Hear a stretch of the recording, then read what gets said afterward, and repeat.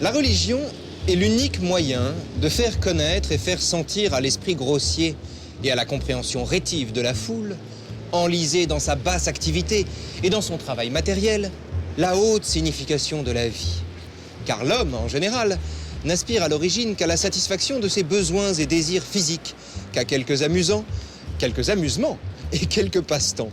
Les fondateurs de religion et les philosophes apparaissent pour l'arracher à sa torpeur et lui indiquer le sens élevé de l'existence. Les philosophes au petit nombre, aux émancipés, les fondateurs de religion au grand nombre, au gros de l'humanité. Tout un programme. Bonjour Antoine. Bonjour. Bonjour Antoine Fleifel, vous êtes docteur en philosophie et bientôt docteur en théologie. Exactement. Mes compliments. Voici un petit passage, donc pour commencer cette émission sur la religion, un petit passage du divin Arthur Schopenhauer, extrait de Parerga et Paralipomena, c'est très difficile à dire, mais ce qu'il dit ici de la religion est intéressant parce que Schopenhauer passe, même quand on ne l'a pas lu, c'est ce qu'on sait de lui d'ailleurs, pour un déconstructeur de Dieu, un de ceux qui ont le plus démontré, avec le plus d'obstination, l'inexistence de Dieu. Et pourtant, Schopenhauer, ce qu'on sait moins, est un défenseur obstiné du fait religieux. Comment comprendre cette tension entre ce refus de Dieu, ce refus de faire de la divinité une théorie de la connaissance, et cette défense du fait religieux, de l'institution religieuse? Oui, en fait, Schopenhauer n'est pas le premier à avoir essayé de faire ça. Je pense plus précisément à Spinoza, que j'ai travaillé bien longuement sur la question. En fait, c'est le traité théologico-politique. Surtout qui en parle, oui, on va oui. en parler tout à l'heure. Oui, et donc ce que Spinoza essaie de faire et d'essayer de dire, c'est que la masse ou la foule qui est incapable de philosophie, donc qui est incapable de se comporter convenablement au sein de la cité, d'une manière qui cherche la paix et la concorde, donc cette foule et cette masse a besoin de la religion. La religion qui serait cette instance qui oblige les gens, qui les éduque, qui les pousse à chercher le souverain bien ou le souverain vrai, qui est l'amour du prochain. C'est ça, donc il y aurait une fonction presque sociale de la religion, et politique. Sociale et politique, qui dispenserait les hommes d'avoir à agir selon la raison et qui remplacerait le travail de la raison par quelques ordres venus d'ailleurs. Oui. Par la charité, par la croyance à une puissance métaphysique, à un Dieu qui va punir. Et du coup, puisque les gens, cette masse qui est incapable de penser, incapable de philosophie, aurait peur de ce jugement ou de cette damnation éternelle, du coup, elle agira avec charité, avec son prochain. Ce qui est paradoxal quand même dans cette histoire, c'est que ceux qui déconstruisent le divin et qui défendent le religieux sont également ceux qui reconnaissent aux religieux le mérite d'imposer la charité, d'imposer la vertu, c'est-à-dire qu'ils continuent de faire des vertus théologales Ouais. le but de toute méditation. Oui, effectivement. Mais il faut dire que surtout avec Spinoza, ces vertus existent, elles sont universelles, et Spinoza se dit, si la religion va permettre à l'homme de pouvoir appliquer ces vertus universelles, alors pourquoi pas? Mais l'important, c'est la vie de la cité. Comment peuvent ensemble vivre les philosophes et les croyants, ou les ignorants, comme les appelle Spinoza parfois, ou d'autres philosophes, c'est le but. Alors, remédier à ces vertus universelles qu'on appelle théologales en religion, d'une manière ou d'une autre, on s'en fiche. L'important, c'est de pouvoir leur inculquer ces valeurs-ci. Et donc, qui sont en religion de rigueur. Mais est-ce à dire que la religion est essentiellement opposée... Allez-y, passez-moi devant. Est-ce qu'on peut dire alors que la religion rentre en contradiction avec la connaissance? Et deuxièmement, que cette conformité entre la religion et une pratique sociale finalement conforme aux bons usages que les humains doivent avoir entre eux, montre que il ne s'agit pas ici, il ne s'agit en rien donc de connaître, mais tout simplement d'agir conformément à une injonction dont on ne questionne pas l'origine. Ben, ça dépend. Est-ce qu'on peut réduire la religion à cet usage-là? Jamais on ne peut pas le réduire. Et d'ailleurs, Averroès, que nous allons évoquer maintenant, oui, est une preuve que nous ne pourrons pas le réduire. Pourquoi? Pour la raison très simple, c'est que Spinoza a sa vision du monde, sa vision de l'existence, pour lui et la nature. Il y a l'unicité de cette nature que seul le philosophe peut comprendre. Le philosophe qui accède au troisième genre de connaissance, la connaissance infuse, rationnelle et intellectuelle. Mais c'est l'interprétation de Spinoza, ce sont ses a priori. Parce qu'en fin de compte, comme la religion a des a priori qui les pose et qui dit Dieu existe, Dieu est là, ben les philosophes aussi ont des a priori, ils disent Dieu n'est pas là, ou Dieu est tel, ou Dieu n'est pas comme ça. Alors Averroès est très important à ce niveau. On a ici, on va le dire pour tout le monde, on a ici l'Averroès de Youssef Chahine. Ouais. C'est dans Le Destin, magnifique film qui date de 97, film absolument formidable qui raconte l'histoire d'Averroès. Ouais. Et là, c'est la fin du film, le moment où il y a un autodafé avec notamment les livres d'Averroès et où Averroès, grand commentateur d'Aristote, homme qui déduisait la pratique de la raison de la religion, qui croyait en Dieu et qui faisait de sa croyance l'occasion d'être rationnel, donc impie aux yeux des fanatiques, Averroès a ce geste incroyable, il prend son propre livre et il le jette dans le feu.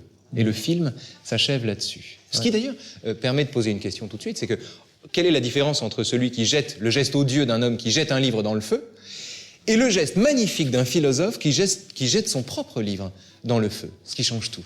Oui, la différence est énorme, mais la différence, nous pouvons déjà la constater dans le regard d'Averroès.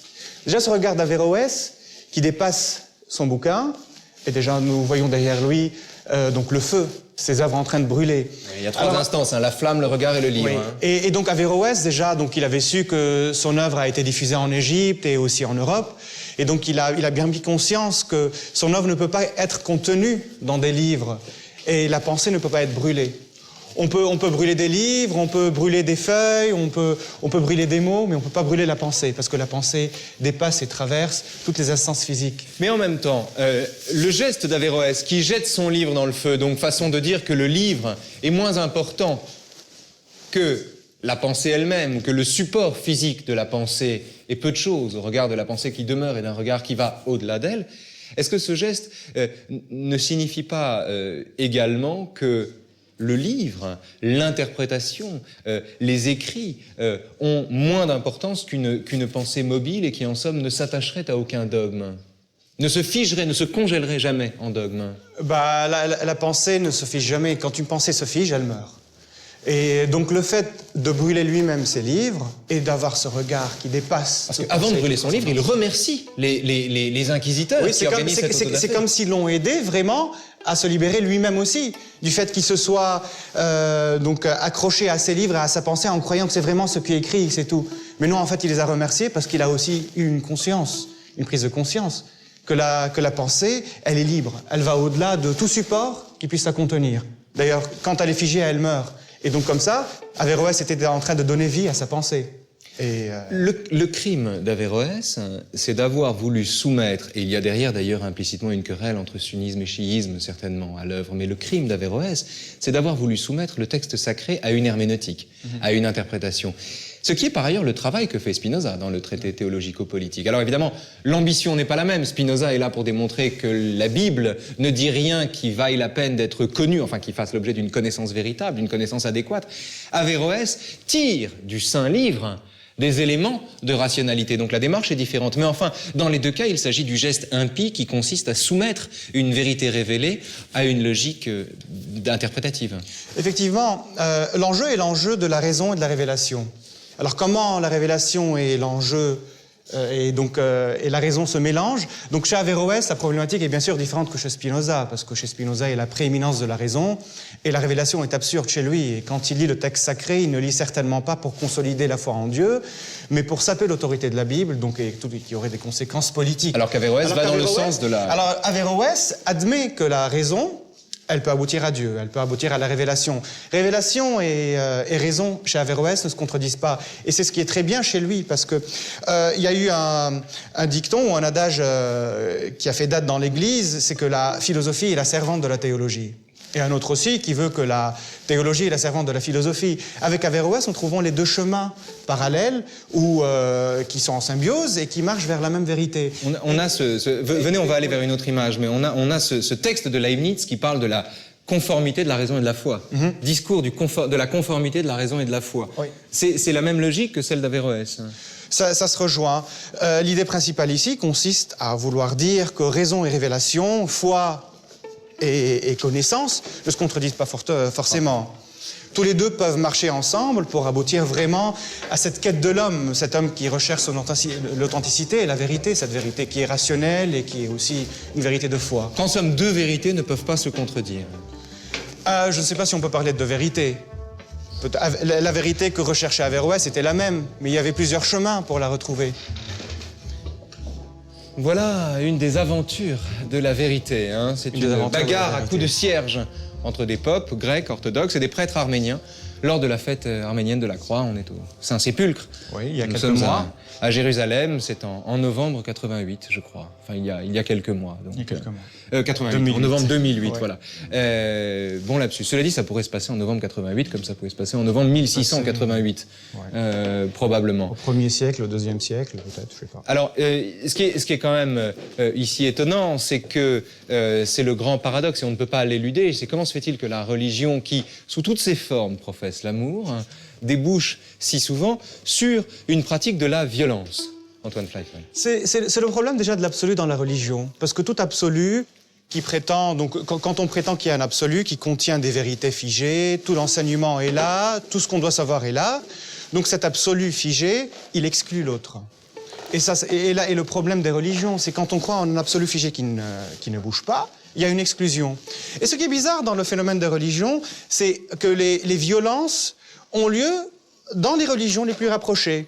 Alors parlons des confessions chrétiennes, évoquons tous les schismes de l'Orient, tout le sang qui a coulé, évoquons aussi les juifs et les musulmans, qui sont quand même des cousins. Qui sont des cousins, voilà. Qui sont des cousins, avec le christianisme.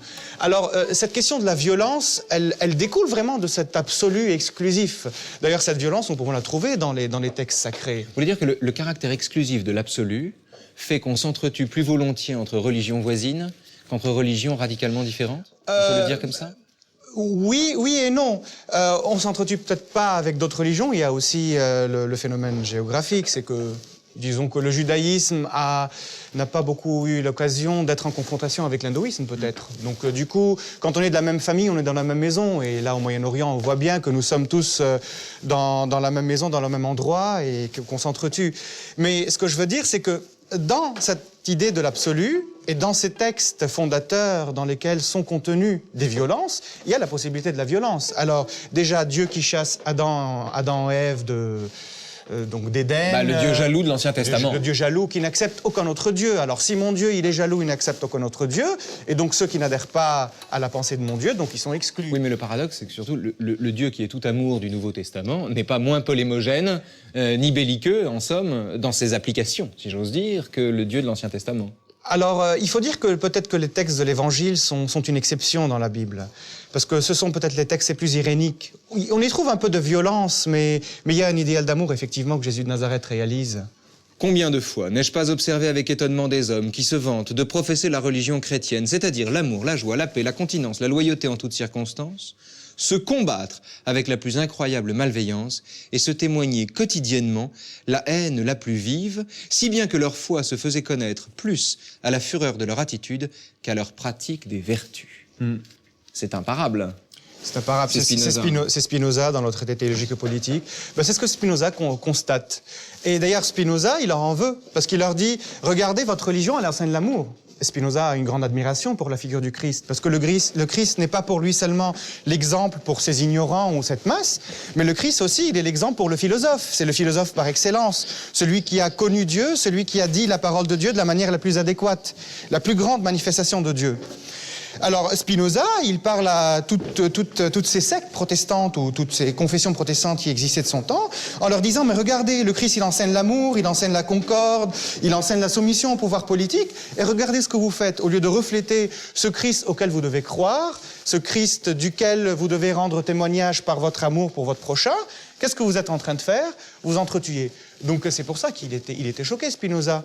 Il lit le message du Christ, il voit un amour, et d'un autre côté, il voit tout ce que représente le Christ en train de se taper dessus. Mais heureusement que ce ne sont pas les seuls. Non, effectivement. Il y a aussi un paradoxe. Seuls. Il y a quand même un paradoxe, disons-le rapidement. Dans le traité théologico-politique, dans la préface au traité théologico-politique, Spinoza commence par dire qu'il faut déconstruire les illusions, ou ce qu'il appelle les superstitions, c'est-à-dire, en somme, les religions, dans son esprit. Il faut déconstruire les religions. et que, en déconstruisant les religions, on bâtit un système qui permet à chacun de croire ce qu'il veut. C'est quand même un paradoxe. Ce qui veut dire que le point de départ de la laïcité, c'est une déconstruction de la religion. Pour Spinoza, ce qu'il veut surtout déconstruire, c'est le pouvoir politique de la religion. Parce que la religion croyait qu'elle avait le droit de régner sur le spirituel, mais sur le temporel aussi. Et quel était le problème de Spinoza? Spinoza qui est un philosophe qui veut penser librement. Pour Spinoza, le fait que la religion ait un pouvoir politique l'empêchait de penser. Et d'ailleurs, il rédige le traité théologique politique pour prouver que croire ou la religion n'est pas contradictoire avec la liberté de penser.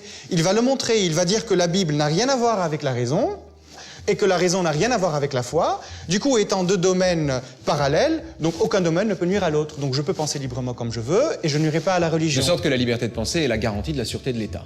Exactement. Alors, passons du pouvoir à la puissance.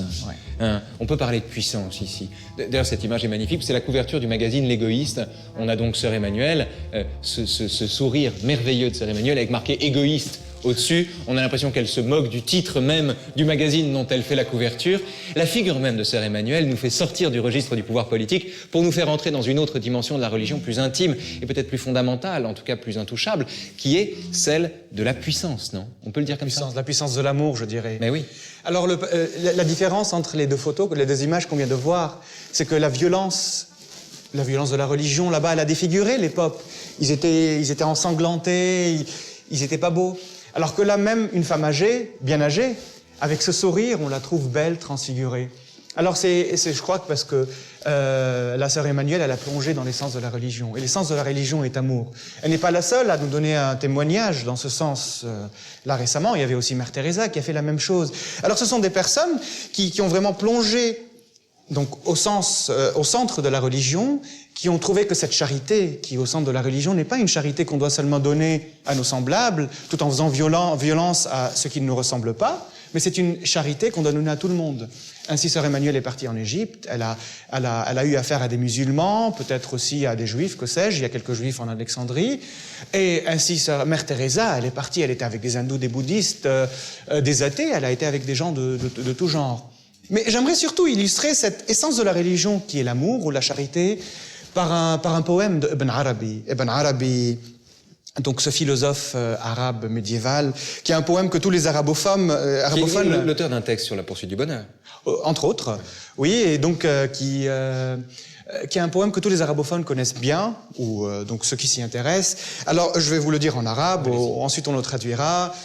Alors, je sors le poème... Alors, je ne le trouve pas, je vais le dire de mémoire. Elle en rit. Hein. Elle en rit, oui, d'accord. Alors, il dit « لقد كنت قبل اليوم أنكر صاحبي إذا لم يكن ديني على دينه داني لقد صار قلبي قابلا كل صورة فمرعا لغزلاني ودير لرهباني وبيت لأوثاني وكعبة طائف وألواح توراتي ومصحف قرآني أدين بدين الحب أن ذهبت ركائبه فالحب ديني وإيماني. Alors, ce que dit en gros Ibn Arabi dans ce poème, il dit qu'avant, mon ami, qui avait une religion différente de la mienne, je le rejetais, je le niais. Mais maintenant, tout a changé. Alors, tout a changé. Qu'est-ce qui s'est passé? Il y a certainement eu en son intérieur une conversion. Alors, il dit que mon cœur, maintenant, accepte toute figure de religion. Alors, il accepte un couvent pour les moines, il accepte un pâturage pour les animaux, il accepte une maison pour les idoles, il accepte donc la Kaaba, donc le pèlerinage de la Mecque, il accepte la Torah et il accepte le Coran. Alors j'ai suivi l'amour partout où il est parti, parce que l'amour est ma religion et est ma foi. Ce que vous dites ici, enfin ce qu'il dit, et ce qu'on peut dire ici, c'est qu'en fait la religion est une affaire de joie. Non, de joie malgré le monde, au sens de joie qui serait une approbation du monde, y compris de ce qu'il a de pire. Alors bien sûr, c'est une question de joie parce que la religion donne une joie, et d'ailleurs c'est ce que Jésus de Nazareth le souligne dans sa Bible. Venez, on va aller vers les pâturages et vers la joie, mais allez-y. Hein. Et donc c'est une question de béatitude parce que c'est la joie de se découvrir en tant qu'être aimé, en tant qu'être amour, et de découvrir l'amour dans les autres, et de ne pas se confiner à une certaine fixité du monde, et là dans le cas d'Ibn Arabi, ne pas se confiner donc à être musulman ou juif. Et d'ailleurs, ce qui est très particulier dans cette puissance de l'amour qu'Ibn Arabi a découvert, c'est que le prophète de l'islam, s'il a toléré les juifs et les chrétiens comme dhimmi, il n'a pas toléré les polythéistes ou les païens. Alors Ibn Arabi dit, même les païens, je les tolère, je les accepte. Et c'est une forme pour lui de la charité. La joie ou le sourire, j'étais très heureux quand on a trouvé cette image pour illustrer cette émission avec vous, Antoine Fleifel, et je suis très heureux de finir cette émission d'ailleurs sur cette image-là, pour parler de joie, à plusieurs titres. D'abord parce qu'on a ce sourire inversé que constitue l'arc-en-ciel, on a les pâturages dont parlait Ibn Arabi oui. Tout à l'heure, les pâturages. On a une église ici, c'est une église catholique, et de cette église donne le sentiment d'émaner des arcs-en-ciel qui sont par ailleurs le symbole de l'alliance entre l'homme et Dieu, et puis entre Dieu et l'homme. Et puis, il y a aussi le fait que la lumière, c'est Marion Richet qui me faisait remarquer ça tout à l'heure, elle a raison, que la lumière ici est plus dense et s'éclaircit entre chaque arc-en-ciel, de sorte qu'on aurait presque une image d'univers concentrique qui irait vers plus de perfection ou plus de transparence. Je trouve très belle cette image pour illustrer la fin de notre parcours.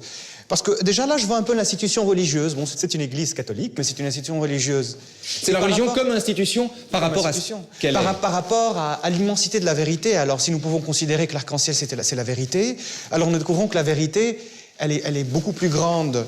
Alors que les limites que les hommes peuvent se faire et peuvent se donner, parce que là, nous voyons bien... Les enclos. Ouais. Les propriétés. Les propriétés. Donc, elles dépassent. Et à chaque fois que nous allons aller vers une vérité ou nous découvrir en marche vers une vérité, nous allons découvrir un horizon encore plus grand, un horizon encore plus grand. Alors, la vérité dépasse de loin l'institution et toutes les limites que les hommes se mettent. Alors, j'aime beaucoup la compréhension grecque du terme de vérité. À l'effet, il y a le dévoilement. La vérité, en fin de compte, elle se dévoile, mais elle n'est pas le dévoilement. Elle se donne dans le dévoilement, mais elle dépasse le dévoilement. C'est-à-dire que le dévoilement, c'est bien, mais s'en tenir à ce qui est dévoilé serait insuffisant. Ce serait de nouveau versé dans un dogme. Certainement. Il faut toujours être en marche. Et en fin de compte, que ce soit la philosophie et la religion, il faut être en marche dans cette recherche de la vérité. C'est quand on arrête de marcher qu'on se fixe, et c'est là le problème, que le problème commence à se créer. J'ai envie de vous poser une autre question. Il y a deux autres remarques peut-être là-dessus qui sont intéressantes. La première, c'est que c'est évidemment beau, et que si, dans la critique de la faculté de juger, Kant explique, on ne sait pas, que la beauté ne correspond à aucun concept, et pourtant qu'on la reconnaît. Oui. Et on est là en présence, dit-il, presque d'une faveur divine. On pourrait considérer qu'il y a quelque chose qui est de l'ordre, non pas de l'alliance ici, mais d'un clin d'œil divin, dans le spectacle d'une beauté qui est aussi évidente qu'on en ignore par ailleurs les règles et le contenu objectif. Ça, c'est le premier point. Et le deuxième point, c'est ce passage des couleurs les unes aux autres. C'est-à-dire que, au lieu de regarder l'arc-en-ciel, d'ailleurs, c'est les pixels qui nous invitent à le faire. C'est ça qui est amusant, c'est qu'au lieu de regarder l'arc-en-ciel comme une juxtaposition de couleurs, on peut s'attarder sur le moment insensible, où insensiblement, le rouge devient jaune en passant par l'orangé, c'est-à-dire sur le passage d'une couleur à l'autre, c'est-à-dire non plus la juxtaposition d'états figés, mais la vie qui les sous-tend, le mouvement permanent qui les sous-tend. Oui, il ne serait plus d'ailleurs question de Dieu ici, mais tout simplement de foi dans la beauté du monde. Oui, c'est un a priori. Pourquoi un a priori? Parce que l'a priori aussi, peut-être donc le fait de rejoindre Dieu ou de le chercher. Donc déjà la question fondamentale de religion, d'où est-ce que je viens et où est-ce que je vais? Donc ça peut être aussi cette quête, cette recherche, qui peut être une quête de foi, mais une quête de raison aussi. On dit de la religion qu'elle pose la question de savoir d'où je viens et où je vais. Et si la religion posait la question de savoir où je suis, tout simplement? Oui, aussi. Non, mais c'est vrai en l'occurrence. C'est-à-dire, est-ce que le présent est l'affaire du religieux? Oui, bien sûr. Bien sûr. Et c'est surtout Thérèse de Lisieux qui l'a bien souligné dans l'un de ses plus célèbres poèmes. Elle dit au Seigneur, « Seigneur, je n'ai que cet instant pour t'aimer ». Et effectivement, l'instant ou le jour du salut pour la Bible, c'est vraiment un instant vivant.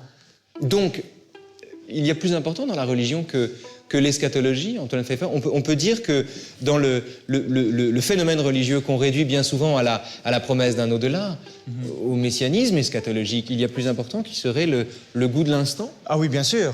Bien sûr. Alors, je crois qu'il y a même, comme Bultmann, le célèbre théologien, qui a bien dit que ce que la religion veut donner comme réponse à l'homme n'est pas un au-delà, mais ce qu'elle veut donner comme réponse, c'est une réponse de son authenticité. Que l'homme se connaisse en tant que créature de Dieu, en tant qu'aimé par Dieu, et qu'il agisse en conséquence de cet amour et de cette création. La religion n'est pas une question ou une projection métaphysique pour une quelconque récompense, mais c'est une question d'être soi-même et authentique devant ce créateur amour qui aime l'homme. Merci Antoine. Je t'en prie. Merci, merci.